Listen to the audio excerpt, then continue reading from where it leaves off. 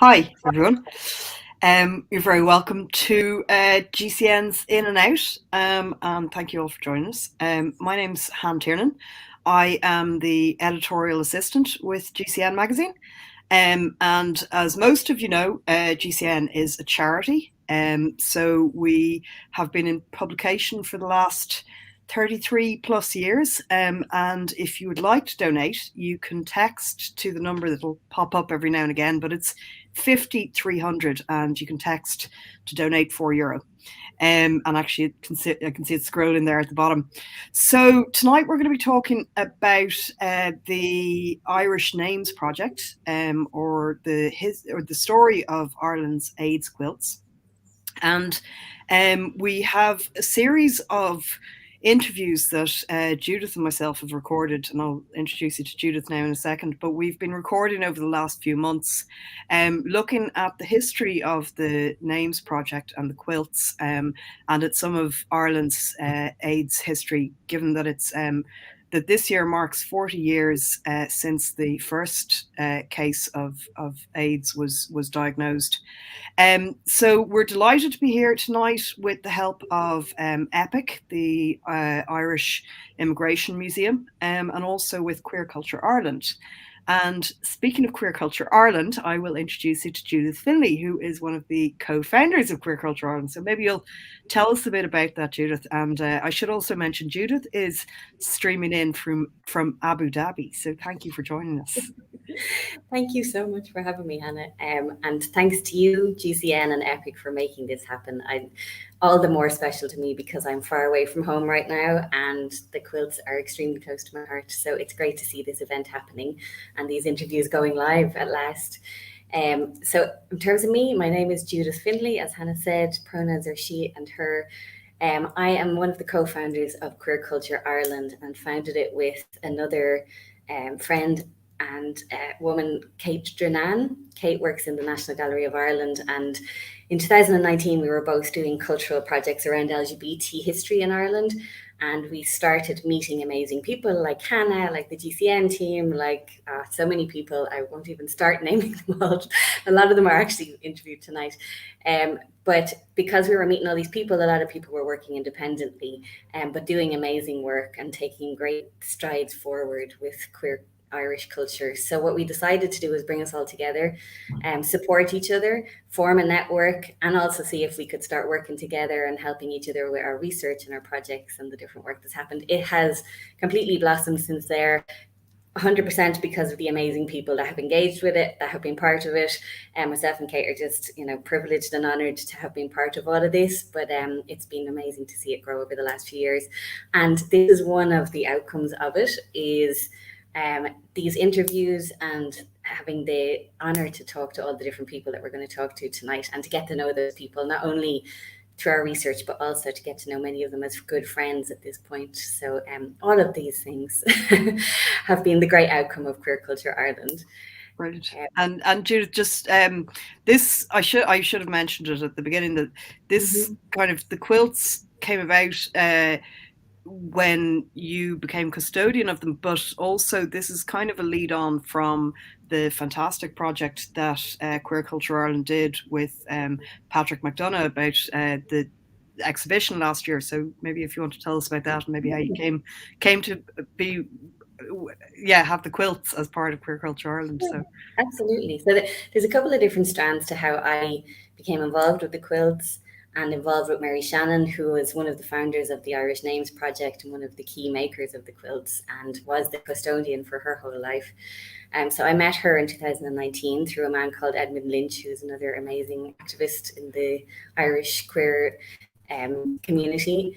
So Edmund Lynch introduced me to Mary in 2019. I was doing an exhibition with the National Museum of Ireland, and it was a small introduction to LGBT culture. It was the first time the NMI had done anything like that.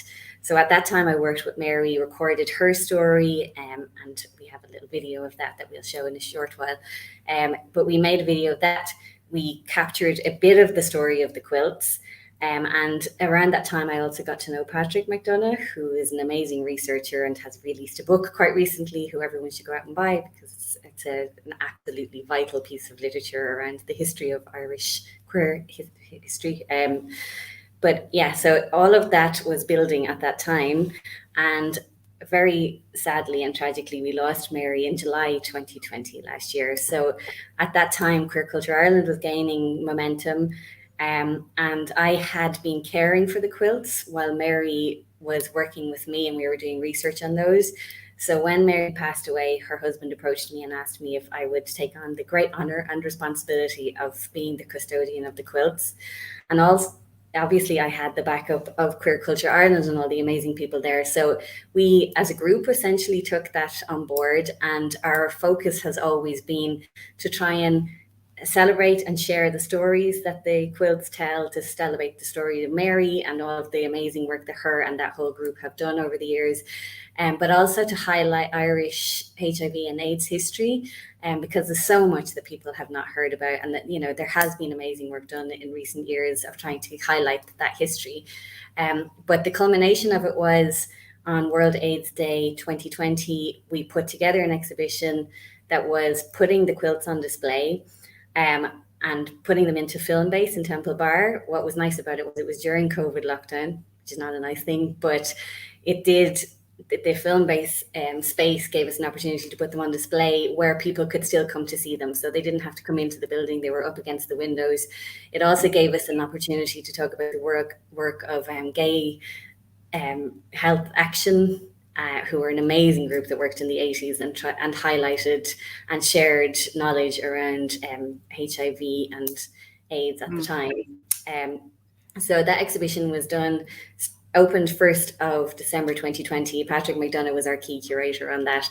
And again, that is something that has taken on wings. So we had the exhibition there. It lasted until February, even though it was supposed to run for 2 weeks. And since then it went to CHQ. Epic. And it's been to Maynooth. It's going to Maynooth University actually later this month. It's in Fingal at the moment. It has had portions gone to Ballina and various different places. So it's just amazing to see how it's grown and how much interest there is in this, what had been quite a hidden piece of Irish history. Yeah, no, it's great to see them back out and about again. But yeah, so you mentioned Mary. So we might actually just go to a short little video, well, a clip of a video that you recorded with the museum. So just if you want to maybe do a very quick introduction to that, and we'll flick on. Yeah, so briefly, I'll just say this is the interview that we captured with Mary. It's filmed in Collins Barracks, which is the National Museum of Ireland, and it's part of the National Museum of Ireland's archive now. It was filmed by one of the staff there, Gavin Woodruff, and it's a beautiful piece, all the more poignant now because we've lost Mary, but it's lovely that we've managed to capture this section of her talking about the quilts. Great, thanks.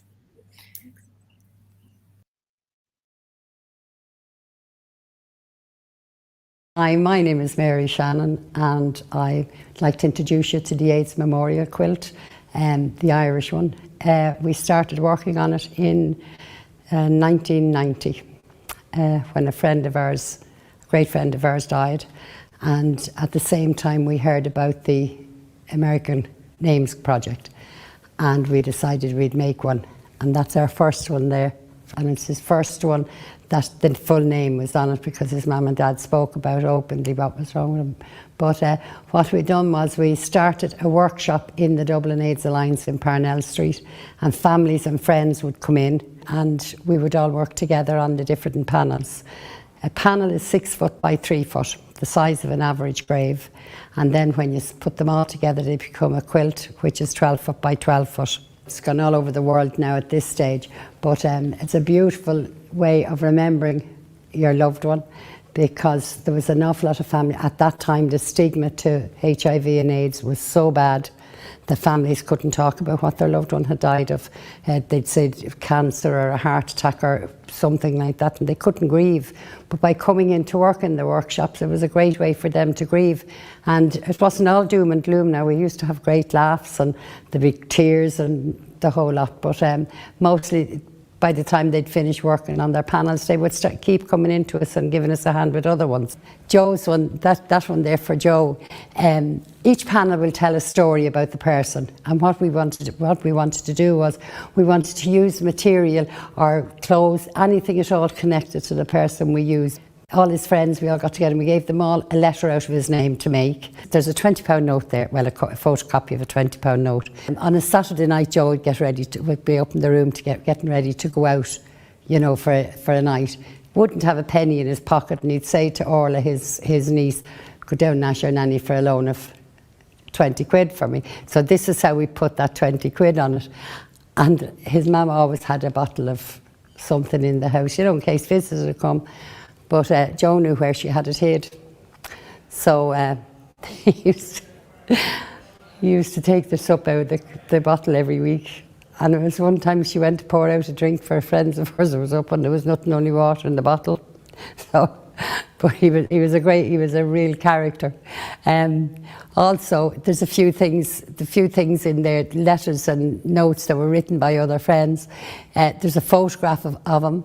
The little teddy up in the top, my young lad put that on it, my youngest fella, because Joe used to babysit for me when my kids were small. And I made the fan. And the reason I done a fan is, do you know the way the fan has a lot of different languages and different designs in it? And I done that for him because Joe was such a character. You never knew what he was going to do or say or anything else, and that's how I done that. He would dress up. Oh God, he used to dress up like nobody's business, and he'd go out modelling for you. But the dolphin is there because the dolphin is free, and we put the dolphin there because Joe is free now of all pain. So that's.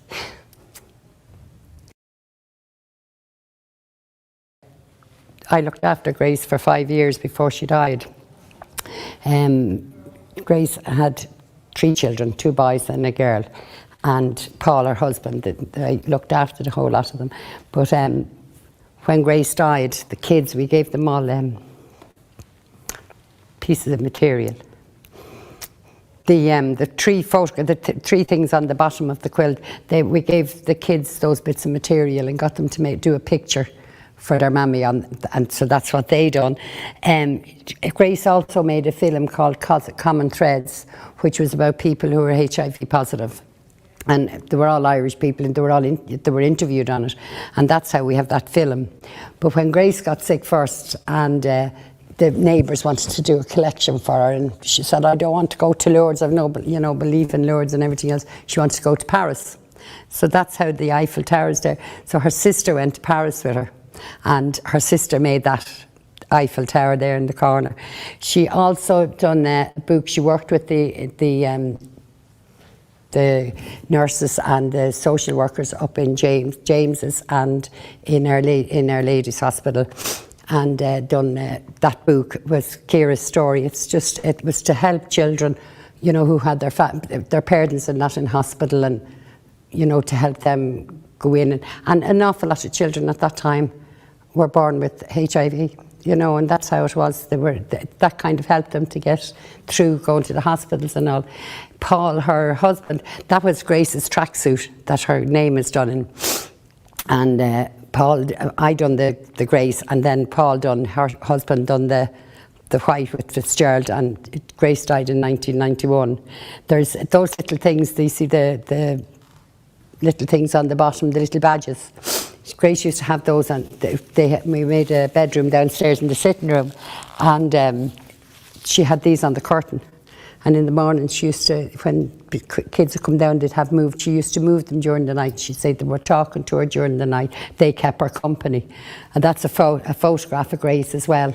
But the cigarettes and the ashtray, she smoked Carol cigarettes, and everywhere that she went, those cigarettes went with her. We even went up to Mary Robinson, to Arson Nuchtheron, and somebody told her she wasn't allowed to smoke, and she said, well, I'm not going then, that was it. But Mary Robinson actually carried the cigarettes in for her, so she did. She said, come on, it's all. She was brilliant with them that day, and that's how Paul put a cigarette, you see the cigarette burn, because everything she possessed, bedclothes, her own clothes, and everything had a cigarette burn in it. The photograph on the T-shirt, that was her T-shirt as well. That drawing on the T-shirt, Paul had that tattooed on his arm. That was a tattoo he had on his arm, and they were her own jeans. And I used to love when she was going to the hospital, we'd do her up because they were the only jeans then that fit her. So we used to. I used to love dressing her up, and that's how those jeans. And now in that bum bag is her cigarettes and her lighter, and it's still in it.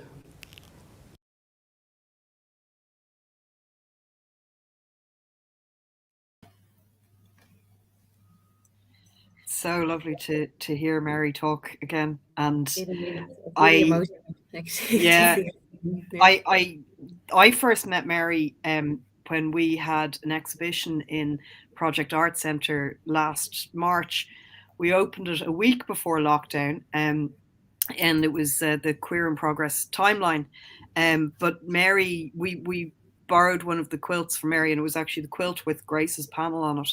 And when Mary came to kind of bring the quilts with Christy, her husband, her passion and her kind of her love for these stories and her, you know, how important these quilts were to her and these people, and she knew most of the people that she worked with and that she helped to kind of make the patches, each patch for and stuff, and she was really fantastic. But one of the things as well that really struck me was in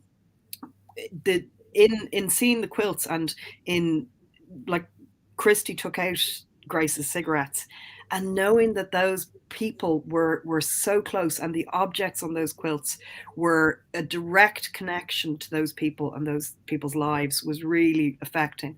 And for anybody who has the opportunity to actually see one of the quilts, and they're currently hanging in the CHQ building, and as Judith mentioned, in Fingal County Council, and they are travelling around, so keep an eye out for them. So talking about Christy and Mary's family, Judith, do you want to maybe tell us, just very quickly introduce the next one, because it kind of speaks for itself. Absolutely, it does speak for itself, but I'll just give you an introduction to the people that are in this. So really, I would say this is the core bunch, because it's Christy Shannon, who is Mary's husband, an amazing man who was very much in the background, but a huge part of getting the quilts out there and helping her through this whole thing. And he was her rock, as Mary always told me. Ryan Shannon, who is Mary's son, one of Mary's two sons. They also have a son called Christy. But Ryan rang into us from Australia and talked about his mum. And as he'll let you know, he basically grew up with the quilts. They were his life. That's his childhood. Those are the happy memories I have. It's just what an amazing childhood to have. Phil Hughes was a great friend of Mary's, and also was in the background when the quilt project was happening and helping Mary all the way through those tough years. And Trish Conway, an amazing friend, another friend of Mary's, also a nurse who worked in Cherry Orchard. So they tell the story themselves. I'll leave it up to them in their words. Thanks, Judith.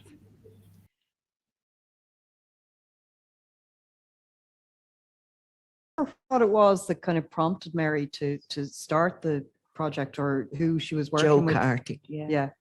Okay. When Joe got AIDS, when he discovered it and he came out to us, his one thing was, Joe used to babysit for Mary and for my kids, and he was very funny. But when he found out, he said, "Look, I have AIDS now. I understand if you don't want me, and I'll bring down my own Delph and I'll bring." And we said, "No, we know, we learn about it and find out about it." And that was the way it was, and that got her involved. And once Mary got her teeth into something, she didn't let go. Right, Ryan? Yeah. Yeah. Sure, you should remember that, shouldn't you? Brian, do you remember Joe babysitting you, or what he was like? Or? Yeah, I remember Joe, my uncle David. Everybody was family, like it was Joe, David, Willie. They were all part of the family back then. So yeah, I can remember Joe. I can remember when he died. And yeah, so yeah, I can remember all of that way back. It was a long time ago now. I was quite young at the time. So, but you know, it's the same thing. I can remember, you know, David used to come down and babysit a lot, and Joe and Willie used to be around. It was kind of just part of the family. It was very entertaining in our house when Joe, David, and Willie were around. You know, Good job there was no cameras. If we had iPhones back then, things would be a lot different. But yeah, when they'd be doing the cabarets and dressing up and putting the stuff on for the cabarets used to be good fun. So yeah, it was always entertaining in our house when we were young. Yeah, that's amazing. Yeah, they'd be practicing for the cabarets. They used to do cabarets, 3 of them. And it was so funny, it was unreal. Yeah. Especially David's, Dana, all kinds of everything. Yeah. I had an Uncle David and an Auntie Peach at the same time. You didn't know who was who at times.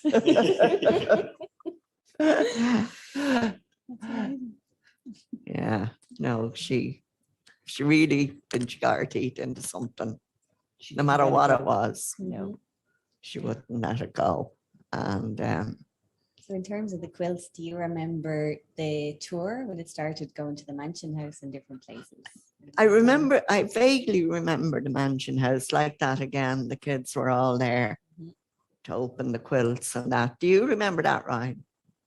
Yeah, I can remember the mansion house. I can remember we used to tour around with it a lot. We were always brought along to help, and you know, I can remember getting back from, I can't remember, I'd been overseas and I got back and I was back about a day and a half, and there was a display up in one of the colleges, and my mum asked if I could go and do the display, and I said, yeah, no worries, I'll go and do that. And went up to the college, and after about half an hour, 45 minutes, the guy who was in charge came down and he said, listen, he says, everybody will be here soon. Would you be, you know, how long will the talk be? And I was like, I don't know what you're talking about. She basically set me up there. She knew there was a big talk. I had to talk for about an hour about it.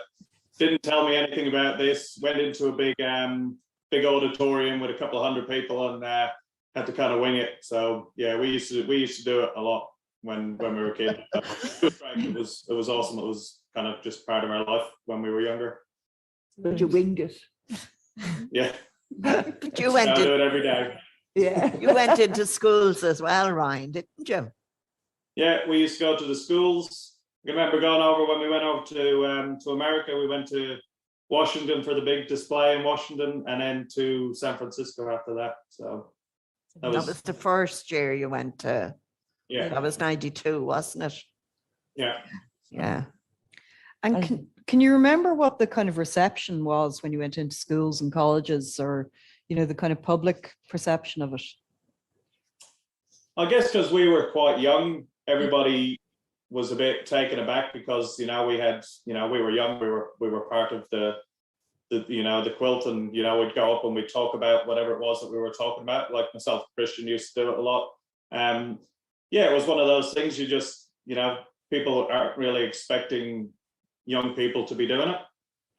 But because it was part of our, you know, we were just brought up with it, it didn't really phase us that much. You know, you'd get a little bit of flack sometimes from people, but you just moved on, didn't really phase us that much.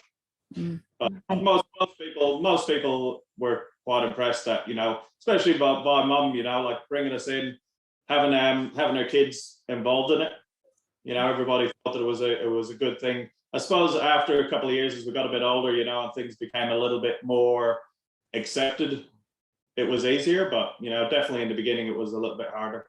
I know in the last few years, Mary used to come out to school with me, and she used to bring out the quilt, and they were absolutely amazed at, you know, it there. But they were also kind of, it was way out there. It didn't happen to them. You know, it was lovely to look at and lovely to see, but it wasn't anything to do with them, and it was never going to affect them. And I suppose I talked about how it's transmitted and that, and in some ways you could see their faces going, oh God, it could be us. You know, so suddenly it became real to them. But the quilt itself was something out there, not anything directly affecting them or anything. So it was kind of sad in one way. How early into making the quilt? So the first quilt was made in 1990, am I right? Yeah. And how soon after the quilts were starting to be made were they did Mary kind of bring them into the schools or bring them into colleges and bring them on tour? Well, I'm not sure. It was near enough sort of Soon after after they that, were made. Yeah. As soon as one was finished, you know, they tried to get them to schools and, Yeah. you know, different venues. And it went on from there, you They know, had to and then be- it was going on tour, Mm. you know, and it got serious. You know, you had Willie going on one tour and David going on another tour, Mm. you know, and the guy up the north, Sam, he used to do a lot of stuff in the north. There was, as soon as they were made, they were on tour. And they had to have the special things made. Yeah, they only had to came get later, special Something like that. She was very particular about they weren't poles and- stood on or anything like that. And that they Yeah, were hung up. she still is. I'd say she'd be haunting you if you got somebody stood on them. Yes, she tried to keep them up off the ground so people didn't walk on them, you know, Yeah, because you know, as you know yourself, you can't clean them. exactly. No. Yeah, so yeah, she looked after them like they were babies. And she's still looking after them.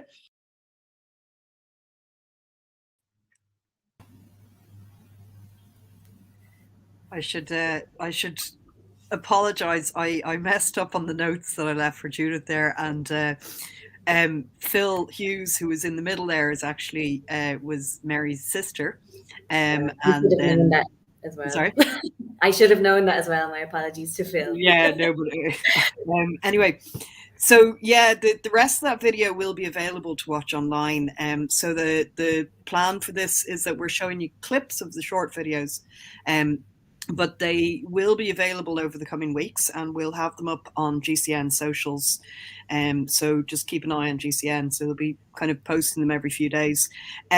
So in the rest of that video, it's lovely. Obviously, I mean, you can hear how lovely the four of them are, and how passionate they are about the whole project. But Trish actually talks about, because Trish also worked in Cherry Orchard, caring for people who were kind of dying from complications related to AIDS and she talks about working in Cherry Orchard. They also talk about, it's kind of a nice funny story about taking the quilts to America and Mary being afraid of flying. So yeah, and we also asked them about what they kind of saw the future of the quilts being and how they should continue on. So yeah, really worth a watch. So keep an eye out. So Judith, do you want to introduce our next guest? Yeah. Or our next clip, I should say. Definitely. So obviously having Mary's family and close friends is the early days, and to extend the idea of looking at the early days of the quilts and of HIV and AIDS in Ireland, we next talked to an amazing activist called Kahul Kerrigan. And for people not familiar with Kahul, he is an activist in Cork particularly. He was one of the co-founders of the Cork branch of the Irish gay rights movement, which was in 1975. And more relevant to this, in 1985, he co-founded Gay Health Action. And as I mentioned, they did an amazing work spreading the word and spreading information about safe sex and protection against HIV and AIDS. So without further ado, I'll hand over to Kahul because he tells it in his own words, which is amazing. So the first sign of AIDS was actually in a publication we read as kind of radical gays called Body Politic, produced in Canada, excellent gay newspaper. And it started reporting these reports from America, New York, about this strange disease and saying we have to keep an eye on this. But nobody was too worried at the time. It was only sort of 5 or 10 people, gay men were affected, but you know, they were saying we're keeping an eye on it. And then by 1982, it had caught on, it had developed up, it had begun exponentially. And we have that experience with COVID, how fast things can go. So suddenly instead of 10 gay men in New York, it was sort of like 250. And suddenly some of these people were very ill. So it was very worrying. And it was then that we heard that, you know, okay, we need to maybe look at the cause could be sex, and we made to look at that. That could be a danger, and we didn't know very much. But the people there in New York were working on it, and the political activists. So there was one political activist. He wrote a short pamphlet called "How to Have." He was a scientist, and he wrote a medical scientist. He wrote "How to Have Sex in a Pandemic," and in that he basically started the whole development of safer sex. And that was republished in full in lots of gay magazines, but in Body Politic. And that's how I came across that with my lover at the time, Martine. I was living together in Dublin. And with other people, we were involved in sort of gay politics in Dublin. So with Christopher Robson and Bill Foley, with Declan Doyle, etc., and other people. And so we were talking about this, and like, have you heard it? Is anybody involved, etc.? So we didn't really have any direct knowledge, but then it started to spread to London. So then it came a bit closer, and people knew Irish people in London. So someone would say, "Oh, I know somebody, I think who has it." But of course, people weren't going around wearing a badge saying, "I have AIDS" or "I have HIV. Now, these had different names at the time, initially, grade and HTLV3, etc. So all these because it was also new and developing, the names kept changing from the medical side. But what we know is HIV, people, you could have HIV obviously, and not a bit like COVID, you could have HIV and nobody would know. So people were keeping very silent, and there was this kind of spread of fear that this was associated with not nice people, male homosexuals, heroin addicts, and Haitians in America, and the hemophiliacs, and I'll come back to that. So that was the situation. And then in 1983, the summer of 1983, I went on a J1 visa to America, and I was in San Francisco for Gay Pride, which was phenomenal, life-changing for me, because first time I was in the crowd of like 200,000, 250,000 LGBTQIA plus people, and it was tremendous. It was a big festival. And what was interesting is that there was an AIDS information stall, but it was kind of discreet. It wasn't huge with what we would now see as the center of a pride thing. It was over at the side. I went and got some information, but the whole emphasis was like, we're partying. Nobody wants to be a party pooper, as the Americans say. And so it was still kind of, even though I was in America and in San Francisco, which would be one of the cores of it, it still was on the edge of people's knowledge of daily practice. You know what I mean? I was aware I should be cautious. And the people I met, the guys I met in San Francisco, would say we need to be cautious, and we kind of follow the guidelines of how to have sex in a pandemic, kind of thing, safer sex. And then I suppose when the development of it was that I got a job in 1985 as a group librarian for AIB, the bank in Dublin and Ballsbridge at the time. And part of my contract was I got to go to London once a year to liaise with the colleague in London. So I had a holiday in London every year. And in 1986, when I was over there, I actually went to a play called The Normal Heart, which was about the setting up of gay men's health crisis. And by this stage, of course, I was involved in AIDS activism, etc. And so that sort of deepened my knowledge of it, made it more a human thing, but also brought some of the politics in it. And then in the following year, I went to a play called As Is, which was an interesting gay play as well, dramatizing what it was like to be a gay man in an AIDS pandemic. So those are well worth seeking out. The Normal Heart has been filmed. My memory of the Irish cases, it was late. I mean, we'll come back to it in a minute. We started AIDS activism before we even knew people had AIDS in Ireland. And it was 1986 before I first began to hear of people who were HIV affected, and then didn't go on to have AIDS until 88, 89, etc. Some of them, and some of them died, some managed to live on, thank goodness. So that was my experience. I don't know if that answers fully. Definitely.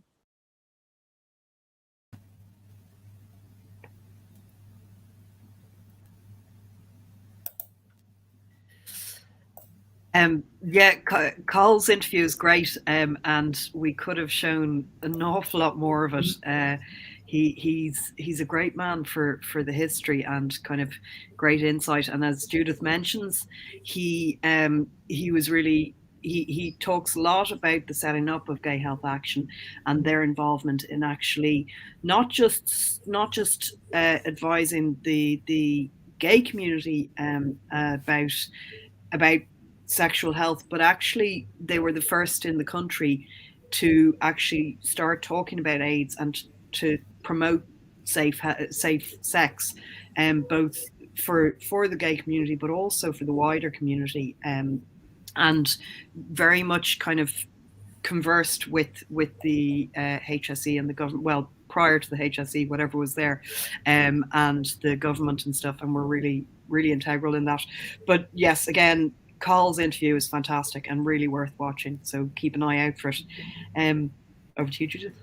Yeah, I mean, I'd just like to echo that very quickly and say Gay Health Action were such an important group at the time, and people don't realize how transformative their work was, not only for the LGBT community, but for the whole of Irish society. They have transformed our view and our relationship with sex. So, they cannot be thanked enough for that.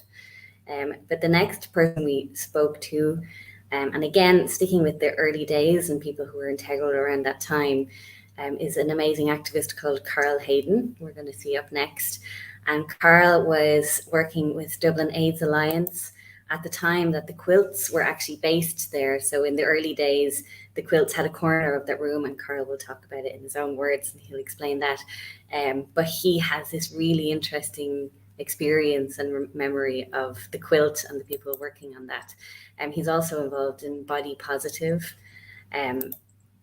So yeah, then he talks to us a little bit more about working with people and that, telling the stories of that, and then hanging the quilts later on in St. Patrick's. They became a memorial piece that happened in St. Patrick's every year. So great. Thanks, Jim.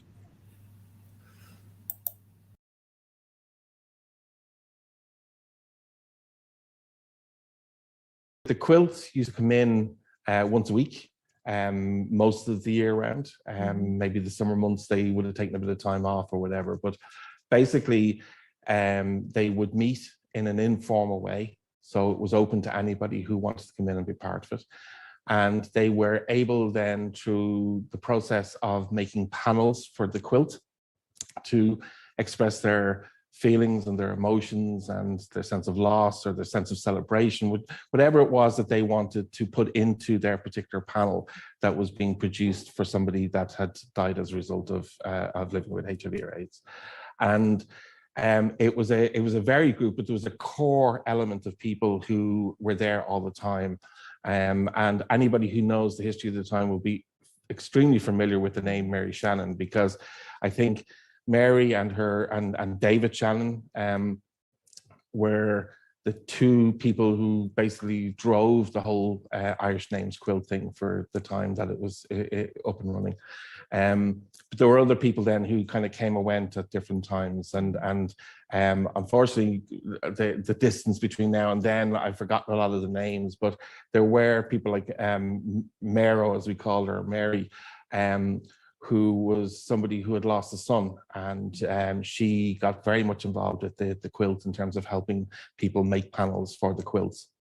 She also went on to be the first person directly affected by HIV and AIDS to appear in one of the ads that the government did in around about the mid-1990s. We had been pushing them for a long time to stop doing the kind of like tombstone falling over kind of thing, and the kind of dire message, and talk about it in a sense that how it affected people, and the sense of loss that there was. And we had, as we were pushing it, the government, the Department of Health appointed an agency who seemed to like the idea of this, and then they came knocking on the door very unexpectedly, I have to say, with a very short space of time to get something together. They were looking for people who were directly affected to maybe participate in them, and they did a series of commercials. And Mero agreed. I approached Mero and asked her would she consider doing it as a mother, and at first, and so we worked with her, because we felt it was very important at that time that we don't just expose people to media exposure and leave them to get on with it. So we would have done work with them to prepare them for going and doing something like that, then being with them on the day, and then afterwards just to make sure that they were okay with it. And I'll never forget, I think it was we went to Windmill Studios to record it.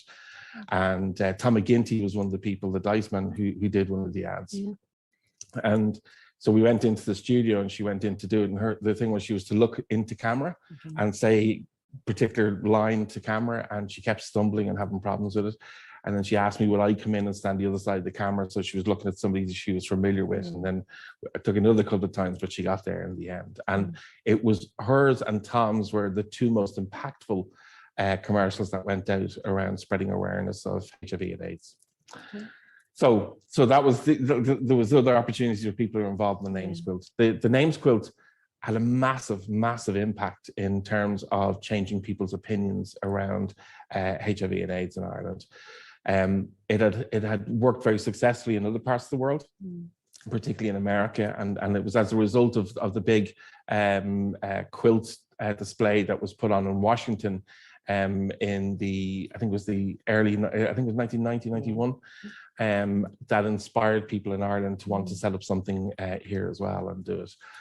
And there were occasions where, say, for example, there was the annual memorial service in St. Patrick's Cathedral that was organised, and the quilts always formed a central part of that event. And it allowed people to come in and see all the names, all the personalities, all the individuals that were remembered in the quilts, and the love and the work that went into making them. And for the families then to be able to come along and be part of that as well and see their work on display and see people reacting to it as well had a very big impact for people.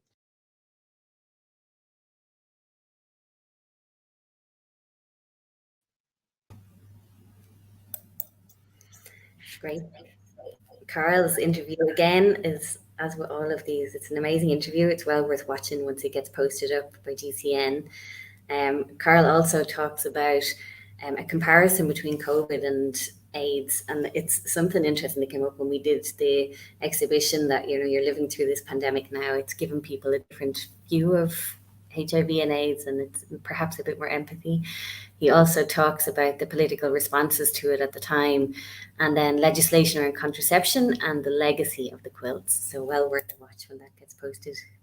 Yeah, I know there was two things I took from Carl's interview. One was he mentions kind of the importance of remembering people who chose not to live with AIDS, you know, who either chose to end their lives earlier, but also who don't always get remembered as part of the kind of statistics and those stories. So I thought there was a lovely kind of recognition as well. But the other thing that I loved what Carl talked about there about helping Mero and getting her story out and working with people to tell their stories. And it's amazing how, you know, that was a campaign that worked really well in the early 90s. And here we are, you know, 30 years on from that, and now we're seeing people telling their stories again as being really vital to combating stigma around HIV and around people living with HIV. So on that note, we mentioned that we're working with Epic on this, and we mentioned that the quilts are in CHQ, and the reason all of this has been tied together is because GCN have their fabulous Living exhibition, which is a unique portrayal of people living with HIV in Ireland. And it's a fantastic photographic exhibition, and there will be a forthcoming publication.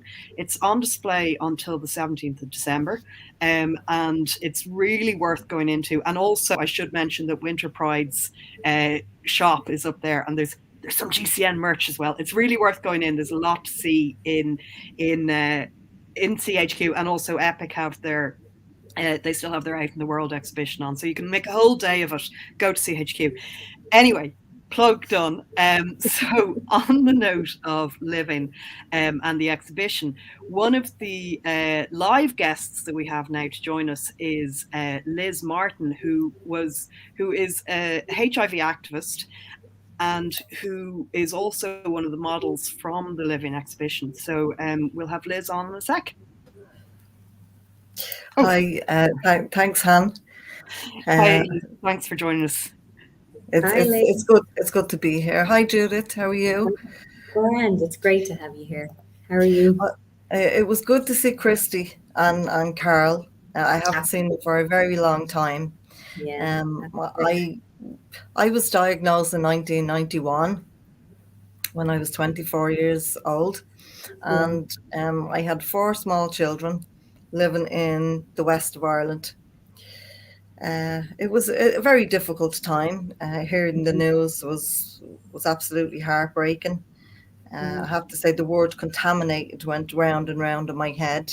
Had I passed over this virus to my children, which was a huge concern to me, and having them tested was very, very heart-wrenching, you know, going in and sitting in doctor's surgery and waiting on test results. And so, like, for me, I didn't know an awful lot about HIV and AIDS. And when I was diagnosed, I made a phone call to AIDS West, they were called at the time. It's Sexual Health West now, from a phone box in a village. And I didn't know what questions to ask or what to say, but the voice on the end of the phone was Evelyn Stevens, and she put everything at ease, you know, and I didn't feel so alone. But that phone call meant, you know, an enormous amount to me, to know that there was somebody on the end of a phone that could pick it up and just to tell me that I'm not alone. You know, it's such a heavy load to carry. It certainly was back then. There wasn't anyone like in the village or town that I was living in. The doctor actually said, "Well, you're my first person that I've ever met who was HIV positive." At the time, I was experiencing tremendous stigma because I had, you know, felt that I needed to mind and protect my children, and we were having a really, really hard time.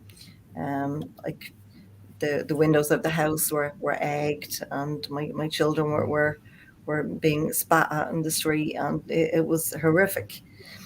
And I decided that it was time, after someone had actually walked into my GP and said, well, what do I do if my children bite her children? And this went back to the school board, and it went to the insurance company for the school, and they were asking questions: are my children HIV positive? So I felt, well, you know, it was either I was going to move, which was something that was suggested by one of the community leaders. So you can't stay here. You know, like things is really bad. It's like the witch hunt had already began for me. So it was time for me to do something and to make some decisions. And I decided back then that now is the time for me to stand up and to try and educate people and to help them to understand what it's like living with HIV. And I guess that's kind of where Mary comes into the picture, because I first met Mary Shannon back in the early 90s. And I made the first Irish names quilt in the west of Ireland for a friend of mine who had passed away. I had been part of a peer support group, and you know, like, I have lost a lot of friends, but this particular friend I had made the quilt panel for. And to be able to say, like, how moving this is, and the enormous impact that it has on people. And it's also a tremendous way of dealing with grief, you know. So Mary came into my life back in the early 90s when I was experiencing all these difficult situations. And she, it was decided that she was going to bring down the panels down to the west of Ireland, into the town where I was living. And we set up this AIDS awareness weekend, where the panels would be in the school, and we would talk to the children about it, and I would talk to them and tell them stories about like HIV and AIDS. And so I was selling tickets for one of the gigs, and I had, done some work in the schools with Mary. And this mother came down and she slammed the door in my face and said, "I don't want any of your tickets to this gig, you know." So down stomping comes the daughter behind her. "Don't you dare speak to that woman again like that. Don't you dare." She's after being in the school, and she's after been telling us all the stories about HIV and AIDS, you know. So she said, "I want 4 of those tickets." You know, and it actually reminded me of that girl, Veruca, is it? Out of the Willy Wonka and the Chocolate Factory. Yeah. She reminded me of her, you know, because she just kept stomping her feet, you know, and the mother said, "I'm really very sorry. Could I have 4 of your tickets, please?" Great. You know, That's great. so things started to change, you know, and the impact that the quilt has had on a tremendous amount of people all across Ireland and around the world, because it has travelled to, you know, and to see it hanging up and to see it live is just, it's so moving, and you know, and like the children, when I spoke to them, said like they went home and they talked at tea time to their parents and told them the story of the quilt and like the meaning behind it. So the parents came and said, "Can you please do a workshop for us, for the Parents' Council? We'd love to hear the stories our children has told us, and now we want to hear it." Yeah, So, yeah, that's amazing. That really is. Yeah, it's great, and it's great to hear some of that kind of background to the Quilts touring, because it's something that we had talked to Mary's family about as well, and as we say, we mentioned traveling to the US, but it's lovely to hear about them traveling in Ireland, and also I think Kahul talks about it as well, going on tour with them. So yeah, that's great, Liz. Well, I think we had questions, but you've given us all. It's fantastic. But we will be doing follow-up interview, because Liz is one of the people that we still want to interview. And if there are people who would be interested in telling us their stories around the quilts, please do get in touch with us through GCN, because this is, you know, these stories really need to be told. And, you know, when I was talking to Liz earlier, she was mentioning how important it is that we capture these histories now, and you know that Liz, you get to tell your own story in your own words, and also, you know, the other participants. So thank you very much for being with us tonight, and thank you for being out and positive and sharing your story with everybody. Thanks, Han. Thanks, Judith. It's great. Great talking to you. Great to hear those stories. So yeah, as Liz mentioned there, she contacted Sexual Health West, and you know, there are some fantastic organisations throughout the country. There's also the Sexual Health Centre in Cork, but also HIV Ireland obviously do a huge amount of work in terms of activism around HIV and positive kind of stories and stuff like that, and we're also collaborating, GCN are collaborating with them on the living exhibition. So the next clip we have is it's actually Stephen O'Hare, who is the executive director of HIV Ireland, telling us a bit about HIV Ireland and their work. Thanks.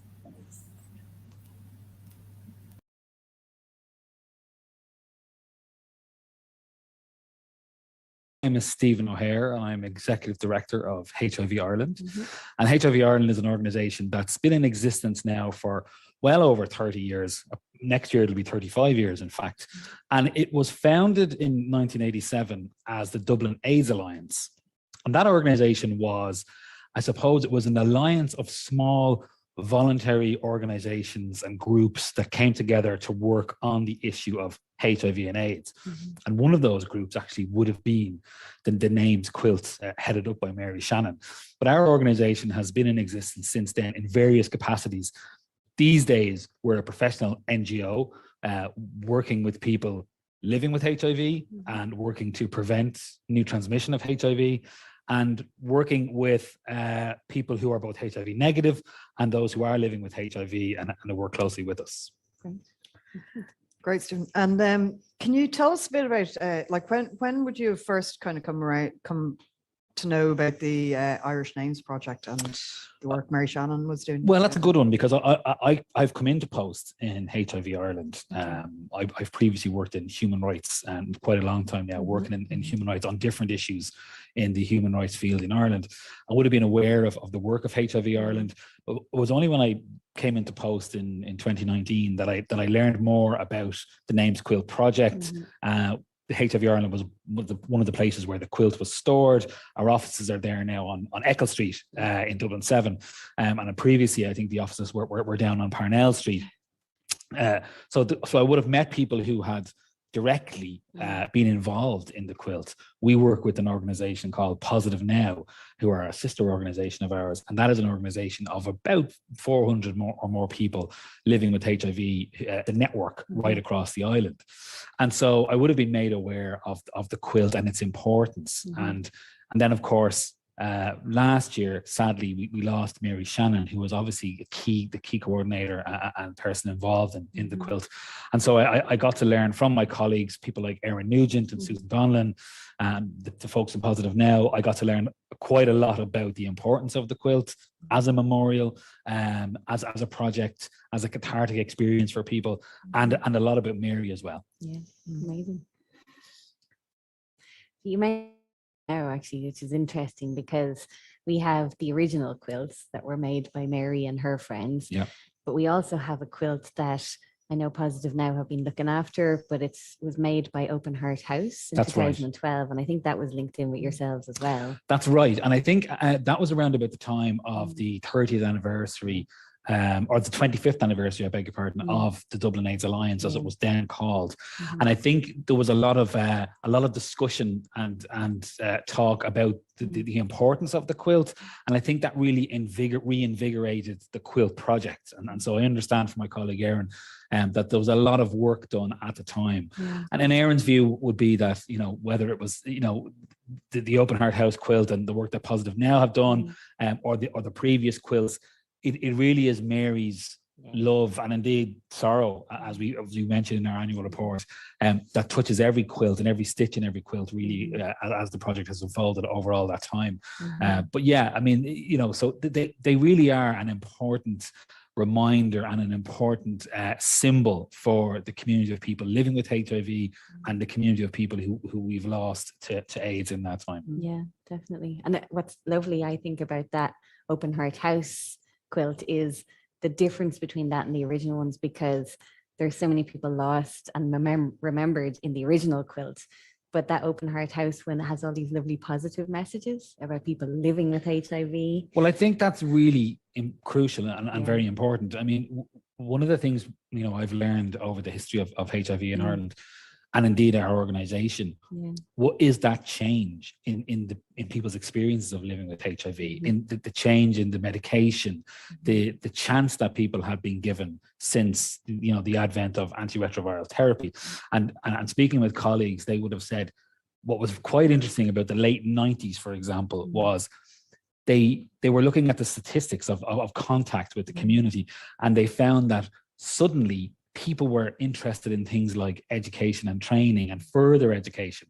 And what they found was people were feeling better, people were living longer, people were on the therapy. And suddenly this was changing the landscape for people who had HIV. You weren't now, expected to develop an AIDS-related illness, to develop AIDS and suffer an AIDS-related illness. Now it was living with HIV, and indeed all of the changes that brought about. So in 2012, you're in a situation, and beyond, you're in a situation where people are living with HIV, they're on effective treatment. And that means, of course, that the virus is suppressed in their system for those who have reached that situation, which is most people living with HIV, and indeed there's loads of other positives that come out of that. You can't pass on HIV when you have suppressed the virus in your system through sex. So I mean, that is a huge change in the lives of people living with HIV. Now, of course, there are things that haven't changed and need to change, and some of those are the stigma attached to HIV. And that is something that I think these quilts and the positive messaging that will come out of the Open Heart House quilt is trying to address. It's trying to sort of say living with HIV is not something to be ashamed of. It's not something that people should fear or spread shame about. It is a condition like many other conditions that people have. And it is something that, you know, that when people are living with HIV, they can live positive, they can live healthy, they can lead empowered lives. And that's what this quilt really is doing.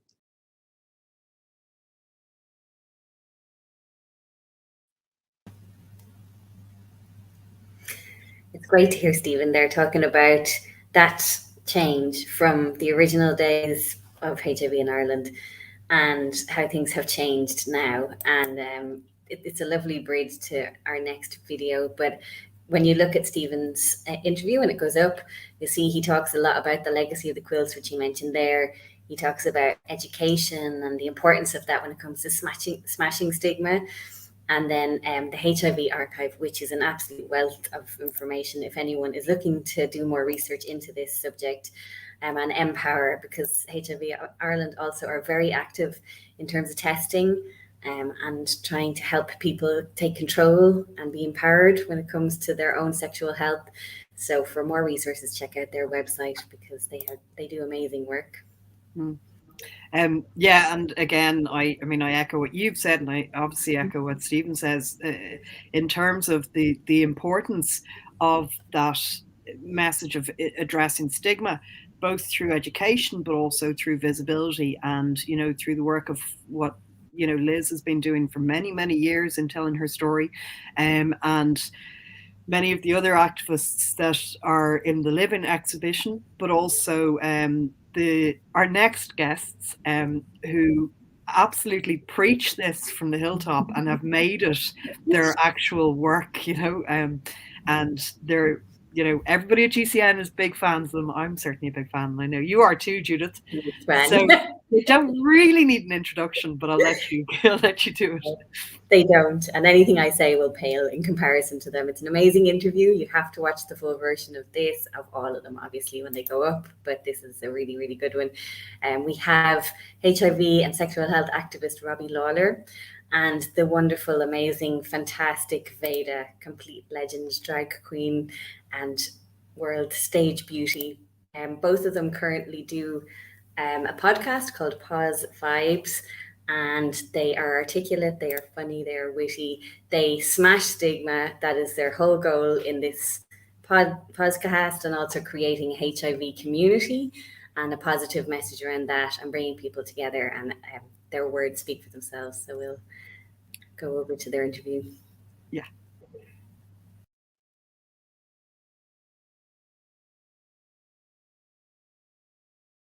Diagnosed in 2012. I was 21 years old.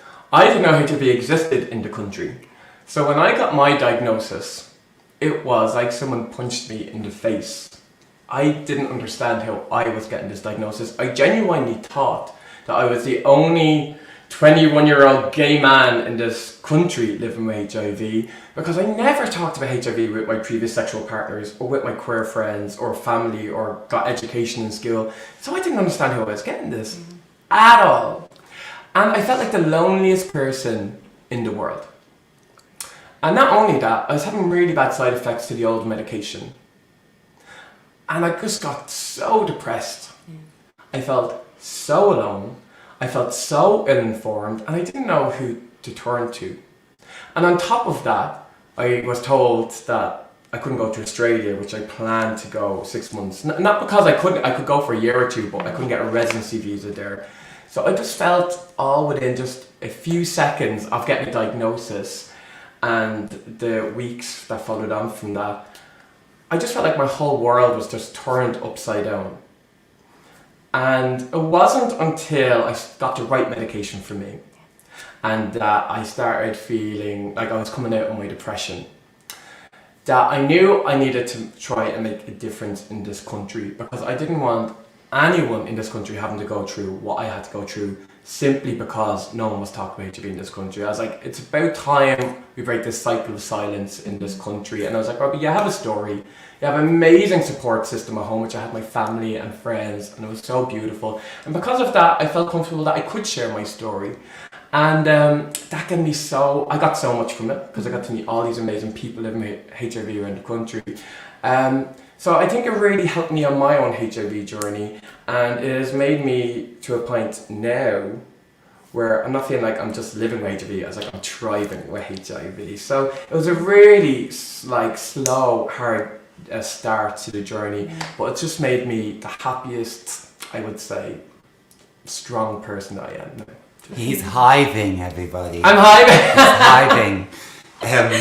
And my story is like the opposite of Robbie's, really. He's the yin to my yang, because, you know, I was very much invested in the silence and keeping it secret for a very long time. When I became HIV positive in 2019, I wasn't prepared to deal with it at any level. And I had an awful lot of heavy stuff going on at the time already. And I just decided that it was best for me not to come out about it. And to be honest, I had like a few bad experiences around HIV and felt even more entrenched in keeping it to myself.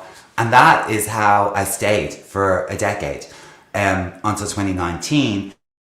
Decided that, well, I kind of came to the realization that even though I felt like I was doing all right with it, that I was coping with it, that coping wasn't really good enough, and that I needed to feel less shame and less fear around my status, and that actually maybe I needed to celebrate it, in fact, and just enjoy it and share it with people, because I had become very isolated and I got tired of having a wall up of wearing masks. So that paid off immediately, because once I made that decision, the universe sent me Robbie Lawler, and life just got so much better. So we're on this journey together now, supporting each other and supporting other people like us, and trying to, and succeeding in, making a change around HIV here in Ireland, and hopefully even further afield. Oh my God, that's so beautiful. I love that that you've empowered each other, and that coming out has empowered you. How very dare you, I never touched him.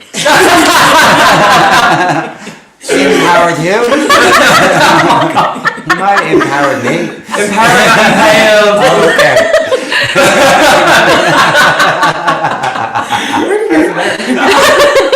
Like, what was the question?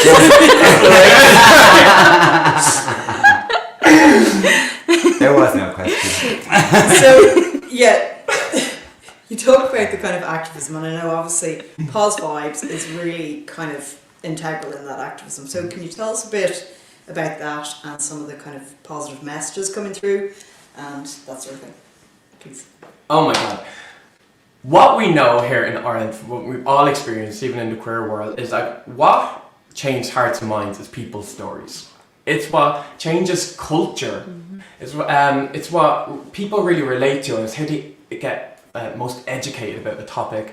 And you know, when Veda came to me and said we should set up a podcast together where we platform other voices for people living with HIV in this country, I was like, yes, yes, yes, yes, because there are so many people in this country living with HIV who want to share their story or want to be advocates or activists, but they don't necessarily feel like there's the platform there in which they can do that. So we were like, let's provide that platform. Let's just have a kiki. Let's have fun doing it and sharing stories. And you know, we have this terminology, it's used in the drag world, of spilling the tea, which normally stands for truth. But we say, let's spill the tea, which is trauma. And it is our trauma, because people have made go through a certain amount of trauma.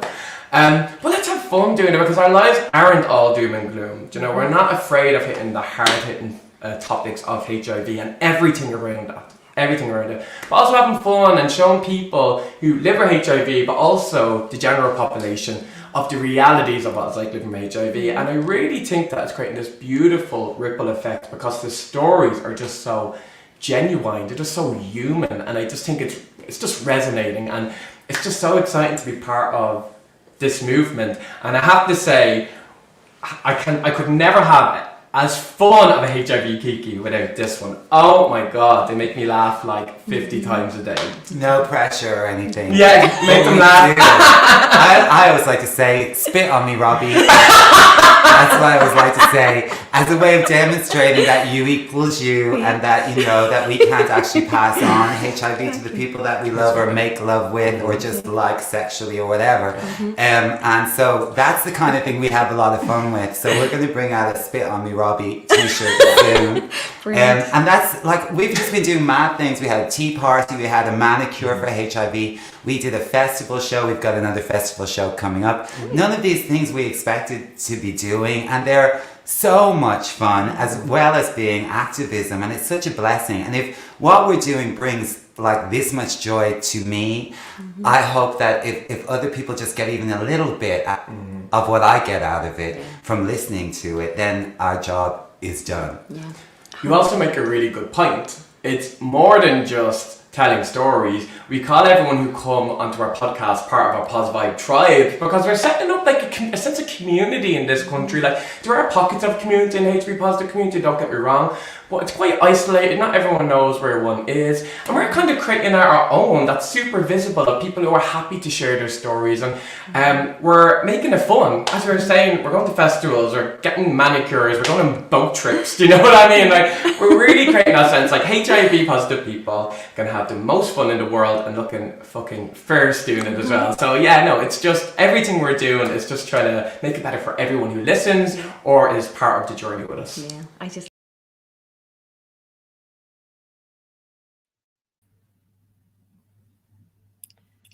I love that. I could listen to those two all day. I mean, apart from the fact that they just have this great dynamic together, and you know, they are fantastic people. One of the things I really love, and they spoke about it at the beginning of that interview, is their difference. You know, the difference in those diagnoses and how they accept their diagnoses within that decade between the two, and it really kind of speaks to what they're doing with Pos Vibe, and to what Living is doing, and to what all of this kind of activism is doing, and you know, in terms of allowing people to come out about their status, and to break down that stigma, and to break down that shame around living with HIV. And it really is now living with HIV, as opposed to what used to be suffering, and all of that negative language. It's great. It's yeah. So anyway, you can check out Pos Vibe on all of the streaming platforms, and we really would recommend it. But we'd also really recommend watching the full-length interview when we have it up on GCN's on GCN TV, and on GCN's YouTube channel, and we'll be sharing it on the social platforms and stuff. So yes, our final clip, and I don't use this term lightly, but we have a few of them, and obviously, you know, Robbie and Vader are living legends, and everybody who's been on, and Liz is a fantastic legend. But one of my very close friends, and also living legend, Tony Walsh, and really, what is queer history, Irish queer history, without Tony Walsh? But we've chosen a slightly different approach with Tony tonight. So Judith, do you want to explain why we've chosen this clip from Tony?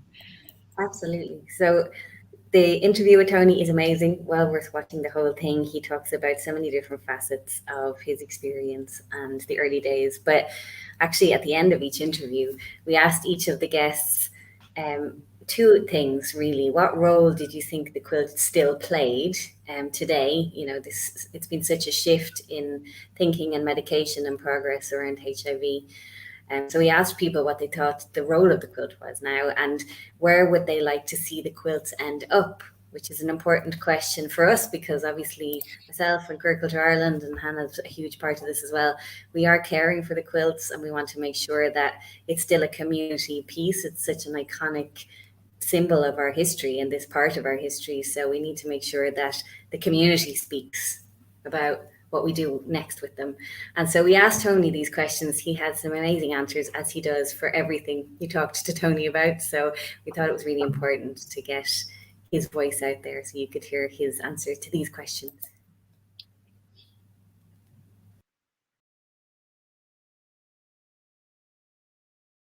Well, there are several aspects to the quilt. They have a very distinct intrinsic value as examples of contemporary urban, and it's mainly urban, contemporary urban material culture. They are essential signifiers of loss, of remembrance, and as such, they help us evoke some consideration of the people we left behind, those personalities. And I have always likened the way we memorialize those we've lost and left behind. I always liken it to attempts to just refocus a vision of these people, refocus. I want to see the faces of friends and lovers I've lost. I want to hear their voices, and I want to see their faces again. I mean, I've had recently, it occurred to me, I got a thought, I was thinking about one of my friends, and I realized that I was struggling to hear his voice because he's been dead. He's been dead for longer than we knew each other. And it really upset me. It really upset me that the idea that I was actually losing a sense of what he sounded like was really upsetting me. Mm-hmm. So I actually think, now I'm just using that, that sounds terribly superficial, but what I'm trying to really get at is, how we apply various tools, metaphysical, practical, whatever, the tools we apply to remembering the people we left behind, because it's really, really important. There are lessons, as I mentioned earlier on, about not just stories of survival and applying, and I say this time and time again, we can learn so much about the coping mechanisms and survival strategies that we developed in the early days of the pandemic and apply them inter alia to situations we find ourselves in today. Developing more compassion, developing reality, developing better attuned attitudes towards a whole host of different conversations. But it's really important to actually remember these people. Look, for a myriad of reasons, in some cases, because actually nobody else was prepared to even remember them as they were dying. Yeah. People died alone. Let's not forget that. Individuals died alone because their family kicked them out of the house and didn't want to know about them. The family didn't want to know about them because they were gay, in some cases. And then they actually had the burden of full-blown AIDS on top of that. Good luck, goodbye.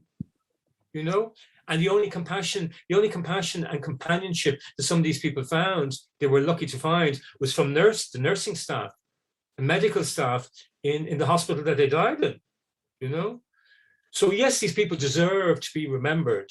They deserve to be remembered, and then we also need to use that remembrance to drill down into how we as a society behaved, for better or worse, during that time. We're not talking about it. It's not in our history books. It's not on the LIKECHARITY. It's not on the InterCert. And going back to what I was saying earlier on about the paucity of cultural responses, that any attempt we have at memorializing the pandemic through things like the Names Project, the Quilt Project, and everything, are fundamentally important to helping us actually have wider conversations about how society operates, how society behaved then and now. These are really important conversations. It's both at an individual and at a collective level. How we behaved, what we did or didn't do, and the lessons we can learn from it. Really important. Yeah, hugely important.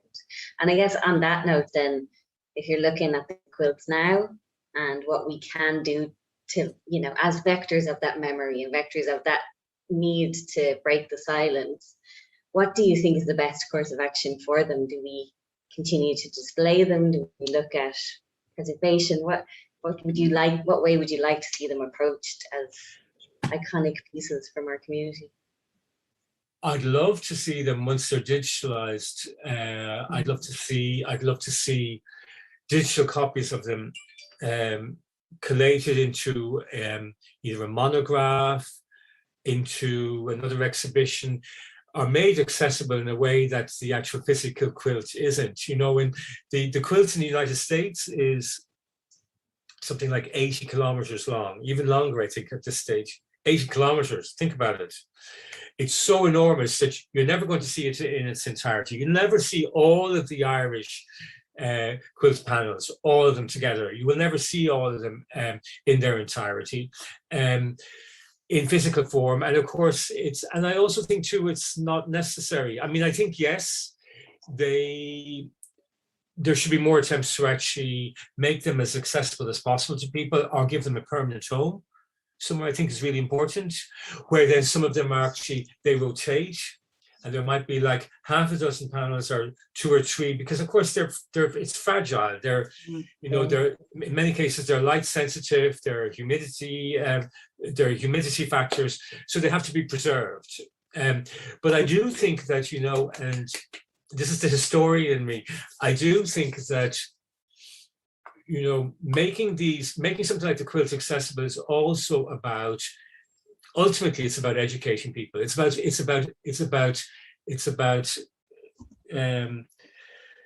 enabling conversations. Enabling conversations, I think, is really important on a host of different levels. I think there are people who were bereaved need to talk about the people they left behind, have a hunger to talk about it. It's really, really important.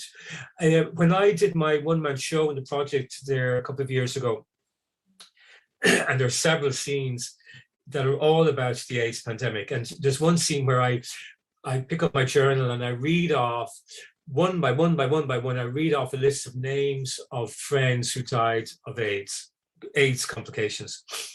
Anyway, a couple of days later, I'm waiting for a bus in South Dublin, and this randomer comes up to me and starts chatting. Says, "Oh, I was at your show the other night." Anyway, so long story short, starts giving me the backstory around his gay uncle who had died of AIDS.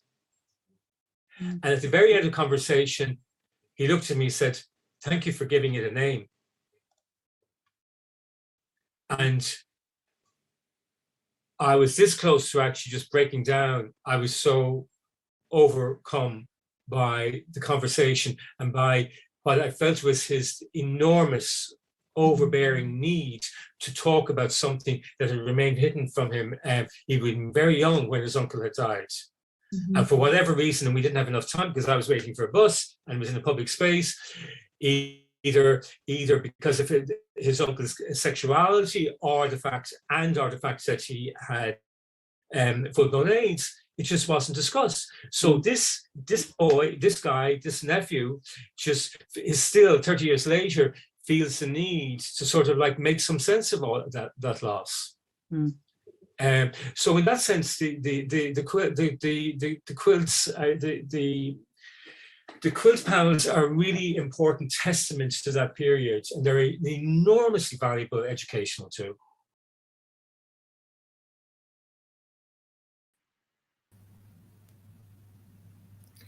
Always so powerful listening to Tony. He has so much to say, so much knowledge, but also just the depth of his personal experiences has stuck with me. One of the other lines he says in that interview, and it's well worth watching when they do go up online, the full version, but the one thing he said that stuck with me for weeks after was he talked about the fact that people were never given the space to grieve or given the right to grieve. And when you're deprived of that right to grieve, how much that stays with you for life, and then how hard it is to process the loss of people. So yeah, that has just stuck with me since, and it's well worth watching that piece when you get a chance. Yeah. Thanks, Judith. And so true. And, you know, as positive as we're being now, it is also about remembering, and the quilts were always designed to remember the people, but remember in a positive way the people who had passed from complications with AIDS and stuff. Well, we have finally come to a close. Thank you to everybody who stayed with us watching. This will be available to watch on GCN's YouTube, and we have had problems getting it up on Facebook tonight, but hopefully we will manage to get it up on GCN's Facebook at some stage. And as we say, the videos are coming. Keep a watch to GCN's socials, and we'll be publicising it, so they'll be out. Just before I finish, last chance to text and donate tonight if you want to. So 50300 for €4 text. I'd like to thank all of my colleagues in GCN for all their work with Living and with pulling all of this together, especially Alice Lynan, who's been in the background doing amazing tech stuff and is just our whiz, our in and out project lead. But also I want to thank Epic and CHQ, and I want to thank HIV Ireland and Dublin Pride for working with us on the quilts, working with us on Living, and working with us on putting these videos together. And I want to thank the Museum of Ireland for allowing us the use of Mary's video, and obviously a huge thank you to Mary, to her family, to her friends, to all of the guests who allowed us to interview them, to Liz for being here in person, and to everybody whose stories we have been sharing, and that has really been a vital part of this for us. And also thank you to Judith for being an amazing custodian of quilts, and for being an amazing co-host. So I'm going to finish by saying thanks to you, Hannah, for making all this happen, yourself and the GCN crew and everyone in the background, and to Alice in the background as well. She's been fantastic. Yeah.